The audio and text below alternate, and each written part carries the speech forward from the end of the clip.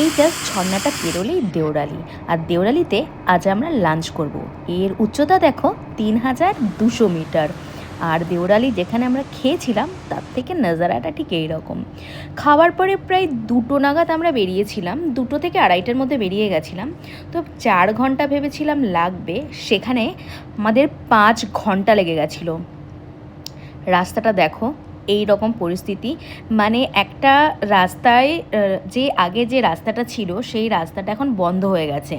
সেই জন্য আমাদেরকে মোটামুটি 3টে ভ্যালি পেরিয়ে তারপরে যেতে হচ্ছে এমবিসিতে। আর রাস্তাটা পুরো বনের মধ্যে, মানে জঙ্গলের মধ্যে, ছোট ছোট ঘাস, বড় তো জঙ্গল নেই, যেহেতু এটা 3200 মিটারের উপরে হাইটটা চলে আসছে। তো তোমার এখানে বড় গাছপালা আর চোখে দেখতে পাইনি, সবই ছোট, যেহেতু অল্টিটিউড গেইন হচ্ছে।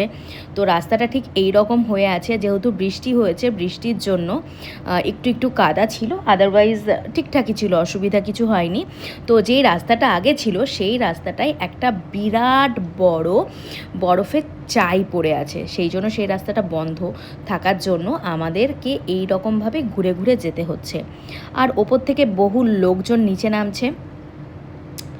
আর আমরাও মানে টুকটাক আমিও কথা বলছিলাম যে কেমন কি কন্ডিশান, কেননা আমি দেখে এসেছি কালও পর্যন্ত এত বৃষ্টি, তো এত মেঘ উপরে কেমন হবে সেটা নিয়ে মানে খুবই সংশয় বোধ ছিল যে এতটা কষ্ট করে উপরে যাচ্ছি, তারপরে গিয়ে যদি কিছুই না দেখি, মেঘ বৃষ্টি, আর উপরে গিয়ে বৃষ্টি মানে কি সবই স্নোফল, মানে সেখানে পৌঁছানোটাও একটা ব্যাপার, কেননা আমরা যেহেতু এবিসিতে জায়গা পাইনি, মানে হোমস্টেগুলো সবই ফুল হয়ে গেছিলো, সেই জন্য এমবিসি থেকে আমরা প্রায় 2:30 থেকে 3টের মধ্যে বেরোবো, গিয়ে এবিসি পৌঁছাবো, তারপরে আবার এমবিসি ব্যাক করে ব্রেকফাস্ট করে নিচে নামবো। এই একটা হেপটিক শিডিউল হয়েছিল যার জন্য। আর ওপর থেকে কিছু লোক নিচে নামছিল, আমি ভাবলাম তাদের সাথে একটু কমিউনিকেট করে উপরে হালচালটা একটু জানতে পারি, জানার চেষ্টা করছিলাম আর কি, যদি জানা যায় কিছু। তবে আমরা যে পরিস্থিতি নিচে দেখেছি ওই পরিস্থিতিতে উপরে মানে সানরাইজ পাওয়ার কোনো আশা নেই। আর যদি ওয়েদার ভালো থাকে তাহলে তো একটা ভালো কিছু হবেই। তো চলো বাই বাই।